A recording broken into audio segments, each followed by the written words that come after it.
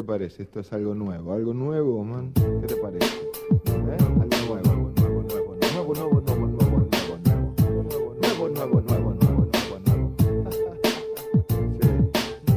Prepárate y pone lo mejor. Pon el CD, prende el amplificador. Llama a la banda, llama al cantor y escucha cómo presenta el locutor. Ya la radio te está pasando, la televisión de vos está hablando, los conciertos están al mango. Despertate, estabas soñando, porque la realidad es otra. La promoción es de boca en boca. Lo nuestro es el trabajo de hormiga, en el estudio o en la gira. Quieren que pare o quieren que siga, eso quiero que la gente me diga. Los cajones de la multinacional están repletos, no hay más lugar. Tu video, ¿quién lo va a pasar? Solo aquel al que le vayas a pagar, porque esta es la lógica moderna. Pone la plata.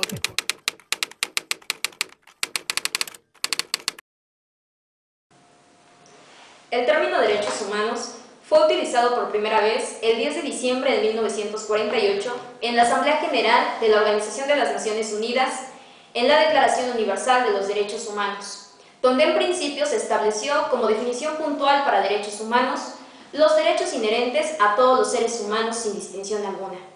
Y si bien es cierto, el término se ha multipronunciado en México y el mundo, en nuestro país específicamente, a partir de la reforma de 2011 en materia de derechos humanos a nuestra Carta Magna, el tema ha adquirido relevancia jurídica. Sin embargo, no ha sucedido lo mismo en el impacto que debiera tener en los miembros de la sociedad mexicana. Pues bien es cierto que si a la mayoría de personas que pudiéramos preguntarles qué son los derechos humanos, han escuchado esta expresión. Sin embargo, esa misma mayoría no tiene conciencia, por mínima que sea, de qué son en realidad los derechos humanos, cuáles son esos derechos humanos, quién se los reconoce. Por ello, aunque en esta ocasión nos atañe fundamentalmente el tema de derechos humanos laborales, consideramos pertinente partir de la definición general de derechos humanos. Y tenemos entonces que son todas aquellas ventajas o beneficios, y más que ello, protecciones inherentes a todos los seres humanos, cuyo respeto y realización efectiva es fundamental en el desarrollo individual de la persona que se desarrolla en una sociedad jurídicamente organizada. Esto deriva del mandato constitucional que dice que el Estado es el responsable de reconocer y garantizar esos derechos, y en ese sentido, quienes mayor responsabilidad tienen son las autoridades gubernamentales a través de los servidores públicos.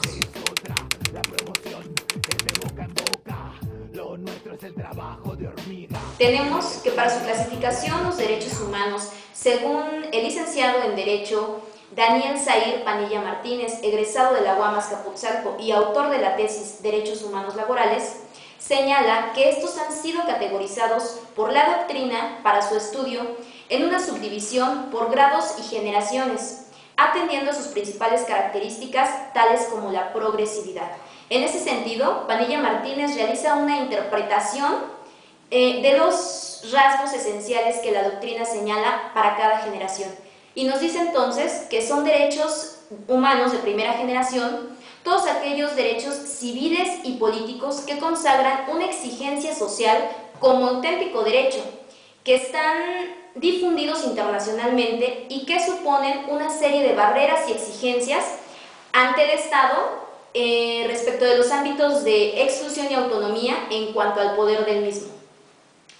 Dice también que los llamados derechos humanos laborales de segunda generación son aquellos que consisten en reconocer las pretensiones de las personas y los pueblos referentes a la obtención de una prestación de cosas o de actividades dentro del ámbito económico-social frente a las personas que detentan el poder del Estado o frente a los grupos sociales dominantes. Y finalmente dice que son derechos de tercera generación todos los derechos de los pueblos que surgen como consecuencia de la especificidad de las circunstancias históricas actuales y responden al valor de solidaridad entre los pueblos o naciones. Ahora, lo directamente importante para este proyecto es identificar en cuál de los supuestos anteriores podrían ser catalogados los derechos humanos laborales o deben ser catalogados estos derechos humanos laborales. Y haciendo una analogía, tenemos que deben ser derechos humanos de segunda generación. ¿Por qué? Porque la característica principal de estos es que el trabajador busca obtener una remuneración a cambio de la venta de su fuerza de trabajo, que sería la pretensión de la persona ante los grupos sociales dominantes, que al efecto serían los dueños de los medios de producción a quienes está vendiendo su trabajo. Todo esto con el fin de otorgarse a sí mismo y a su familia una estabilidad económica que le permita una vida digna, que corresponde como derecho humano a todo ser humano. Porque la realidad es otra, la promoción es de boca en boca, lo nuestro.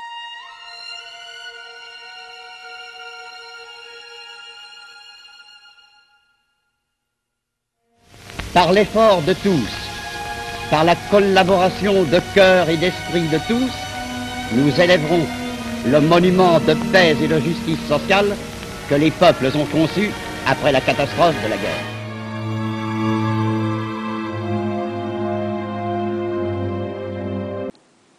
Otro aspecto básico para saber cómo es que se desarrollan los derechos humanos a nivel internacional y por supuesto a nivel nacional es entender que específicamente los derechos humanos laborales abordados hasta este momento se encuentran regulados en el marco institucional que representa la OIT, Organización Internacional del Trabajo, que responde a un organismo internacional donde se abordan problemáticas y posibles soluciones en materia de trabajo.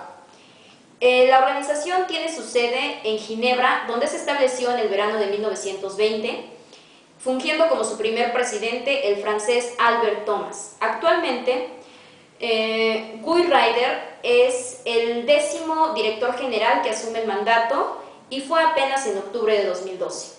Sin embargo, fuera de la sede, la organización realiza actividades a nivel regional, subregional y nacional.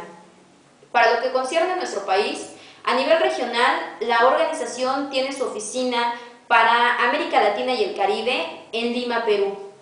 A nivel subregional, a México le compete la oficina de América Central, en tanto que dentro de nuestro territorio tenemos la oficina destinada para Cuba y México en la delegación Miguel Hidalgo, en la colonia Anzures, en el Distrito Federal. Y bien, ahora se estarán preguntando cómo es que funciona esta organización.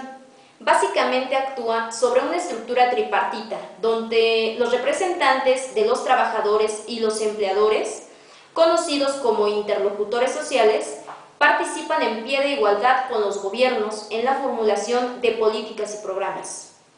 Ahora, para que los Estados miembros tengan una participación directa en la organización, aparecen los funcionarios representantes. En nuestro caso, tenemos 4 funcionarios en Ginebra, de los cuales quien lo hace de manera más directa es José Pulido Hernández, quien funge como jefe de Relaciones Exteriores y Documentos Oficiales.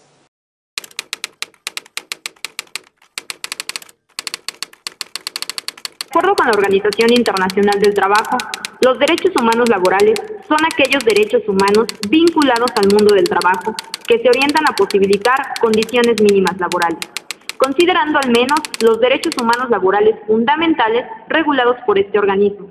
1.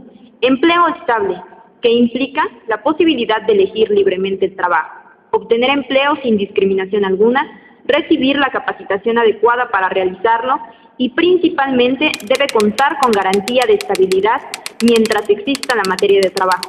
2.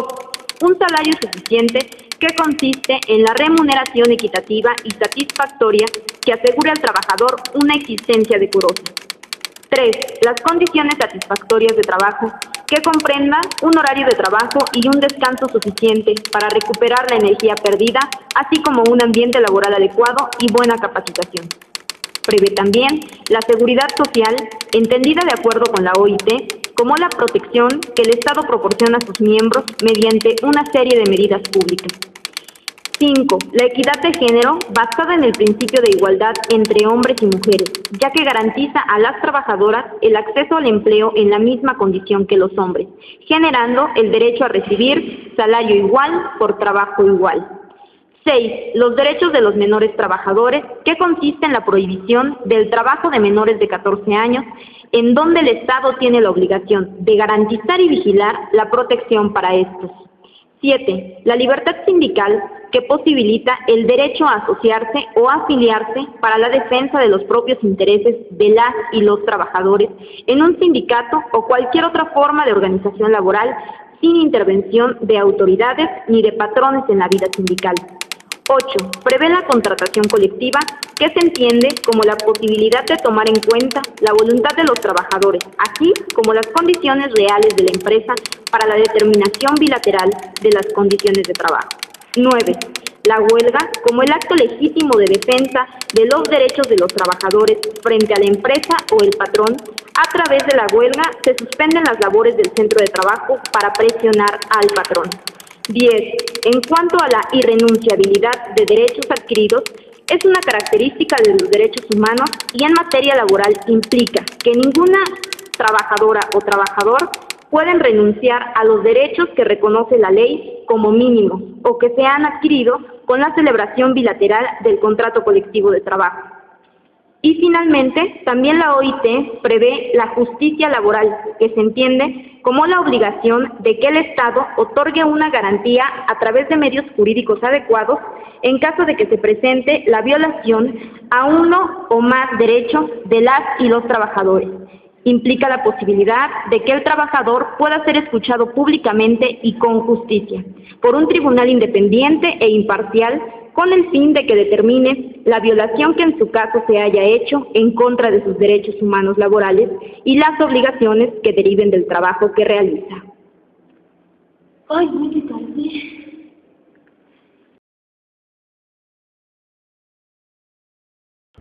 Salimos a la calle para observar el conocimiento que la gente tiene acerca de los derechos humanos en general y la opinión de la aplicación efectiva que estos han tenido en su vida laboral.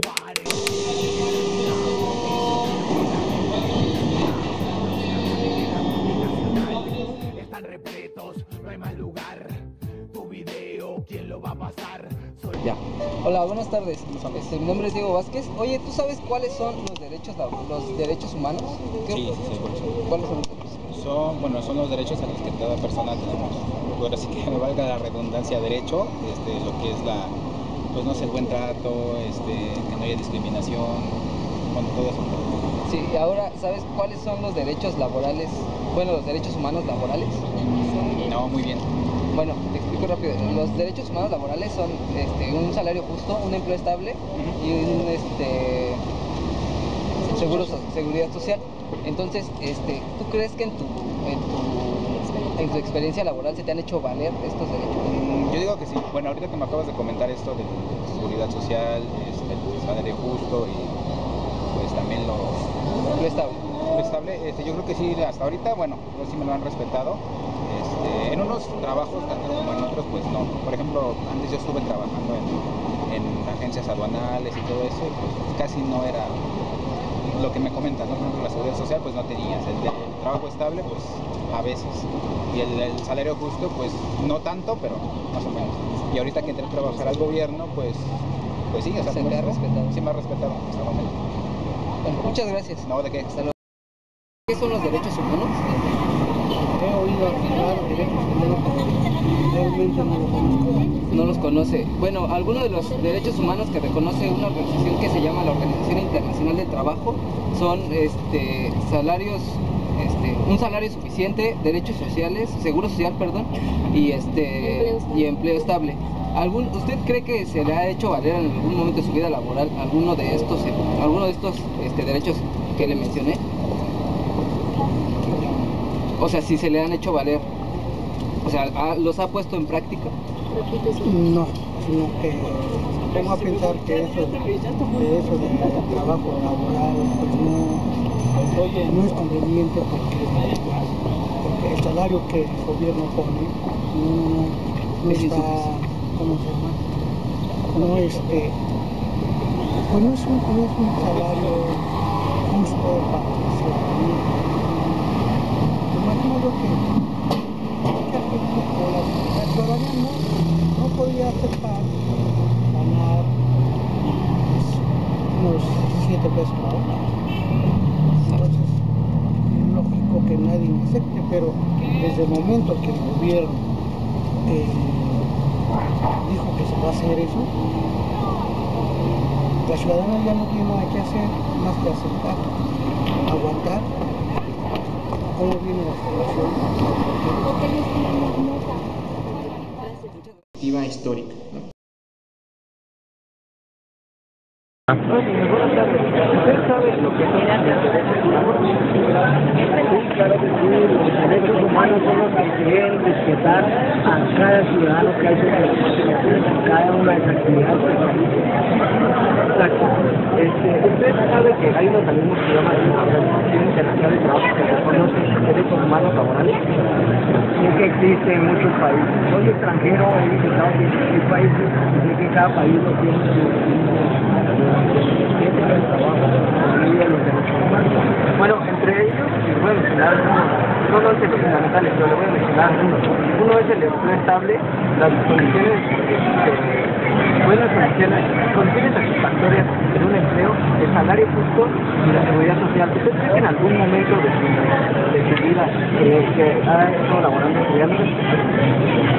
Pues desafortunadamente no solo a mí me han identificado, sino a toda la cantidad de vendedores, empresas que no son asalariados, sino que se llaman no asalariados. Ahorita por lo menos nosotros estamos realizando un trabajo en la vía pública como artistas de la vía pública, precisamente por un permiso que nos da la oficina de trabajo no asalariado. ¿Para qué? Para que podamos subsistir con el trabajo de la vía pública. Pero yo les voy a decir algo, soy prácticamente invidente, no tengo carro, no tomo alcohol y tengo 16 entradas al turismo por realizar este trabajo, porque se está atropellando contra los derechos humanos, porque tengo un permiso del gobierno municipal y soy detenido, me llevan preso porque mi proyecto es en prevención del alcohol, el tabaco y las drogas, doy mensajes a niños y jóvenes y mi libre expresión ha sido trabajada por el mismo gobierno en ese sentido. Bueno, muchas gracias, le agradecemos mucho que esté bien. Gracias.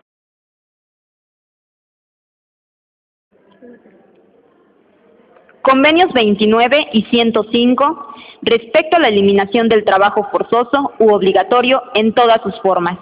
Convenios 87 y 98 abordando la libertad sindical y protección del derecho a la sindicalización y de negociación colectiva.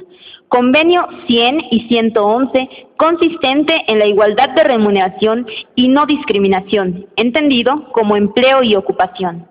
Convenio 138 y 182, donde se habla de la abolición de trabajo infantil y eliminación de las peores formas.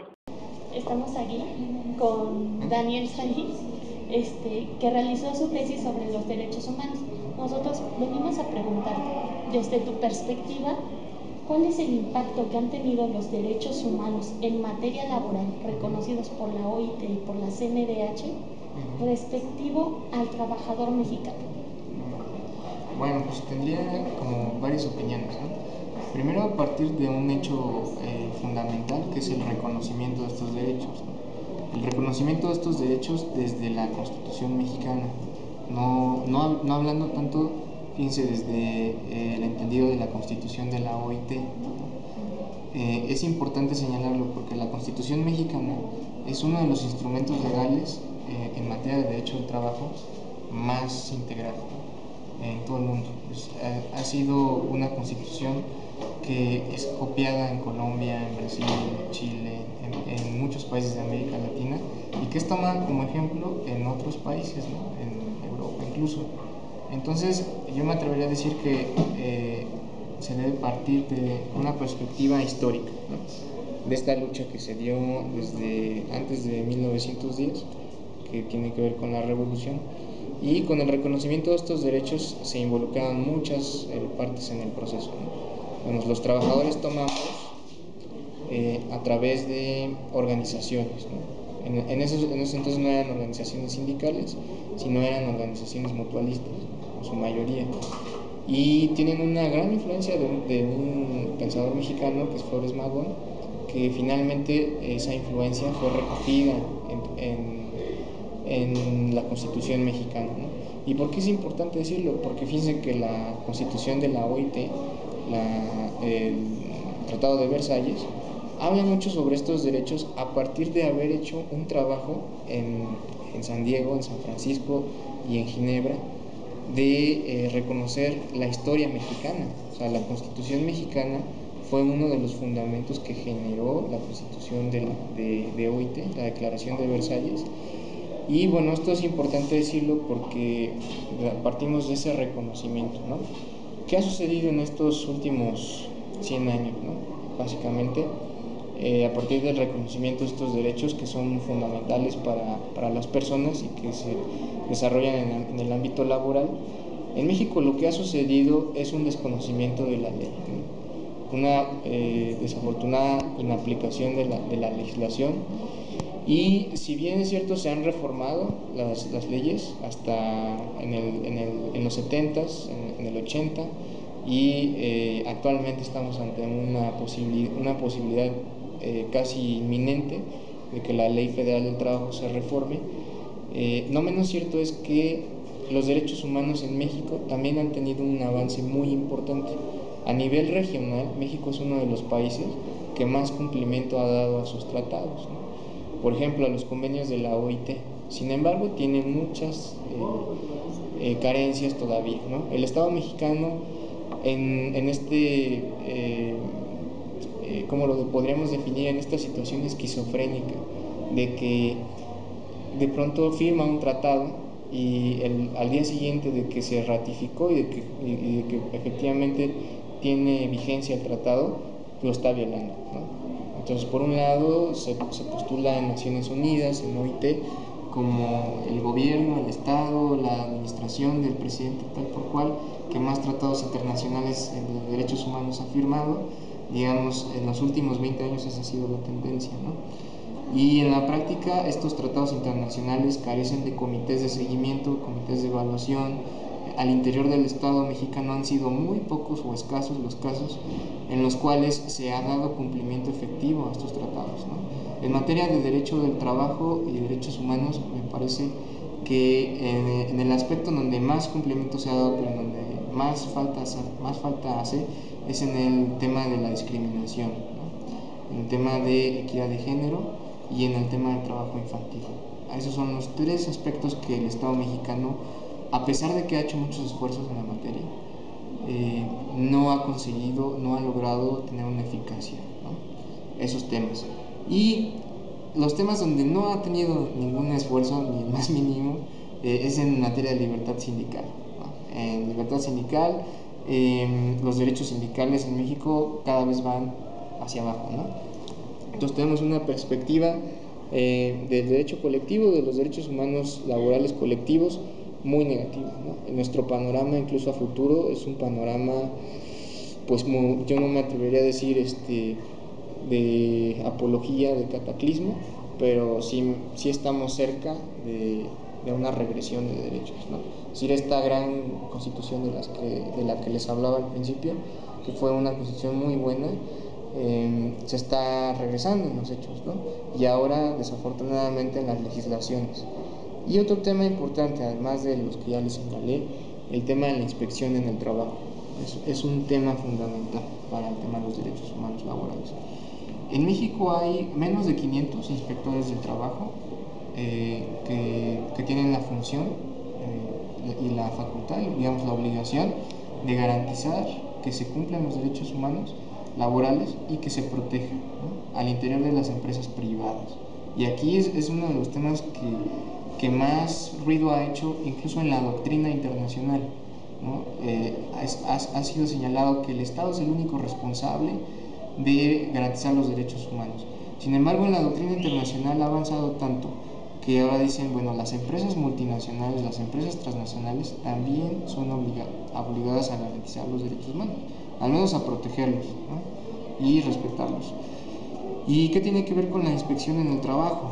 La inspección en el trabajo es uno de los aspectos fundamentales para que se consolide una cultura del respeto de los derechos humanos, ¿no? Tanto para empresarios, patrones, empleadores, como lo queramos llamar, y para sindicalistas, sindicatos y trabajadores, y la sociedad en su conjunto. Entonces, al interior de las empresas hace falta este trabajo. Ahí estamos completamente en pañales, ¿no? Los inspectores del trabajo no tienen una correcta capacitación en los temas de derechos humanos. Ellos, si bien son abogados en su mayoría, algunos no, tienen una formación legalista, ¿no? Formal, que ellos nada más revisan lo que dice el papel y para ellos está bien servido, ¿no? En el Distrito Federal lo que sucede es que quienes toman estas funciones es el Instituto de Verificación Administrativa, conocido como INVEA. Y este instituto, si bien no tiene tantas facultades, sí ha hecho algo al respecto, ¿no? No quiero echarle flores, pero sí ha hecho algo al respecto. Entonces, para el trabajador eso ha significado finalmente que, al menos en la ley, estén reconocidos estos derechos por principio de cuentas, que el Estado tiene que asumir que las próximas leyes que legisle y que vaya a ejecutar o garantizar sea desde una perspectiva en derechos humanos, ¿no? La Constitución reformada del 2011 nos dice y nos señala en su artículo primero que todas las actividades del Estado deben respetar los derechos humanos, ¿no? Y que todas esas acciones deben buscar que se proteja a la persona bajo el principio que más le favorezca a esta persona, ¿no? Respetando o vigilando los principios de universalidad, interdependencia, indivisibilidad y progresividad de los derechos humanos. Muchísimas gracias. Nada.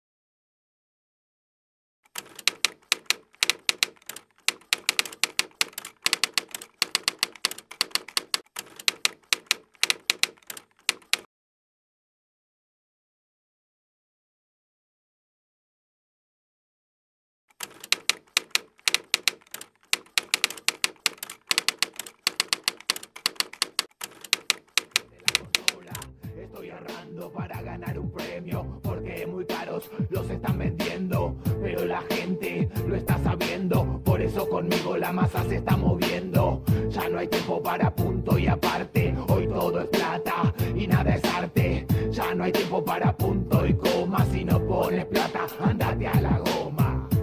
El trabajo de hormiga es el que realizamos, no nos detenemos y no nos cansamos. El trabajo de hormiga es el que realizamos, no nos detenemos y no descansamos. Oh, no, again, sigue. No me quejo, estoy al tanto, suben los productos y bajan los salarios.